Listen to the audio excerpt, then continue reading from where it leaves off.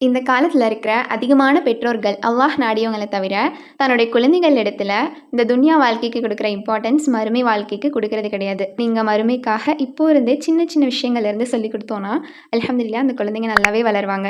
அந்த மாதிரி தான் இந்த தாத்தா தன்னுடைய பேரன் கிட்ட, அந்த பேரன் புரிஞ்சுக்கக்கூடிய அளவுக்கு ரொம்ப அழகா மறுமை வாழ்க்கைய பத்தி சொல்றாரு. ஒரு தடவ அந்த தாத்தாவும், பேரனும் பேசிட்டு இருக்காங்க. அப்போ வந்து அந்த தாத்தா சொல்றாங்க, சொர்க்கம்னா என்னன்னு தெரியுமா? அங்க வந்து நல்லவங்க தான் இருப்பாங்க. அங்க நம்ம கேட்குற எல்லாமே அல்லாஹ் தருவான். அங்க பாலாறுலாம் ஓடும், தேனாறுலாம் ஓடும். நம்ம என்னலாம் கேட்குறோமோ அது எல்லாமே அங்க கிடைக்கும்."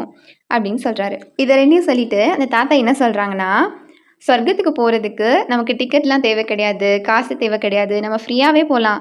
ஆனா நரகத்துக்கு போணும்னா, நம்மகிட்ட நெறைய காசு இருந்தா தான்டா போக முடியும்." அப்படின்னு சொல்லி அந்த தாத்தா சொல்றாரு. இத கேட்ட அந்த பேரன் கேட்குறான், தாத்தா எப்படி சொர்க்கத்தில தானே எல்லாமே கிடைக்கும்னு சொல்றீங்க. அதுக்கு